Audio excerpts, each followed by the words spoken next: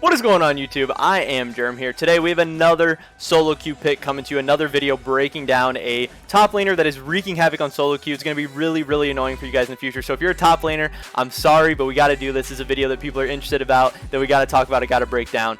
In this video, we're obviously talking about, as you can see on the screen, the SONA top. We're looking at a replay from Zwag. He is a Zwag. He is a Diamond 1 Master Tier top laner, mid laner, just guy who's always coming up with different strategies, creative picks, all this stuff, and I think he has some of the best replays for the SONA top, so that's why we're checking him out. I know we made the Soraka top video, Karma top is back in meta, now SONA top's a thing, just range supports who never die are really annoying, dominating the meta.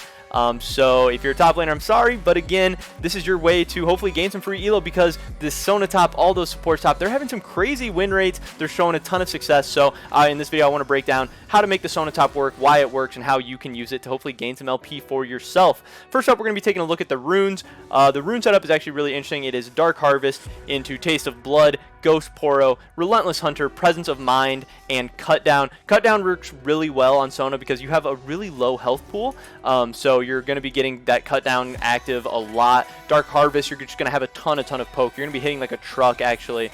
Even though you have a relatively cheap build, you're not going to be getting a ton of gold income. You're still going to hit for a lot of damage. The Ghost Poro is actually really interesting because as you stack up your support item, you start to get wards, and then you just have a ton of wards you can place around all around the map. You constantly want to be placing wards down to get stacks on that Ghost Poro so you can get even stronger. Relentless Hunter, you're going to be flying around the map. Presence of Mind, just for more mana and stuff, so you don't really have to build a mana item or anything like that. So this rune page is really good for the SONA top, and it's part of the reason why you can be so successful with it. Getting into the build is also really interesting. You're starting out with SPELLTHIEFS Edge. Your main goal in the early lane phase, it's definitely going to work against melees the best, actually probably exclusively against melees, where you're just able to poke them out a ton. You're autoing them, you're queuing them all the time, getting a ton of gold from SPELLTHIEFS.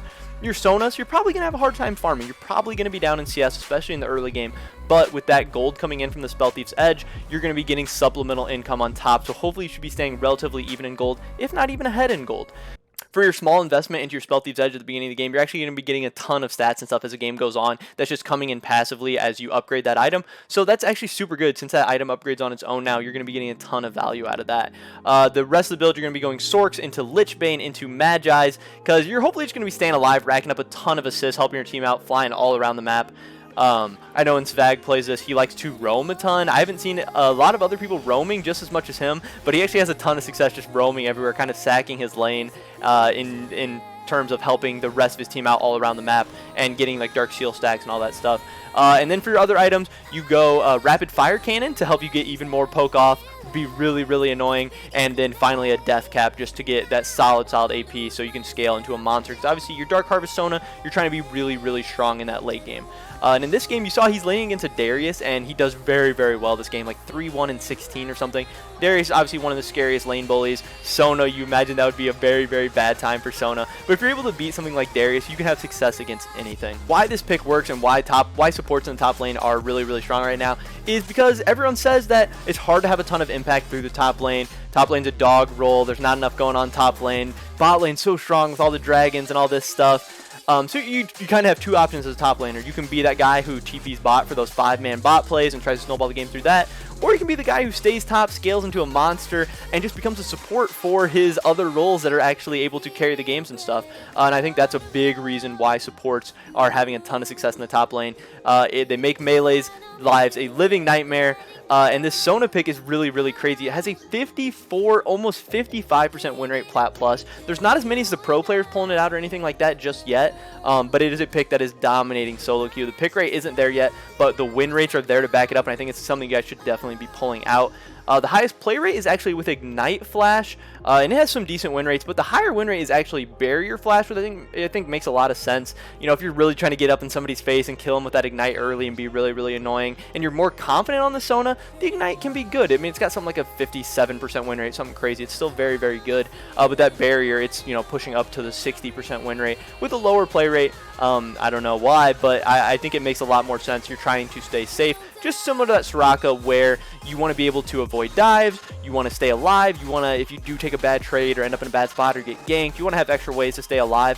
So I don't think it makes as much sense to take the Ignite as the barrier, so I would definitely recommend taking the barrier, especially when you're in lower elos. As far as the abilities, it's pretty standard. It's going to be maxing Q, maxing W, maxing E.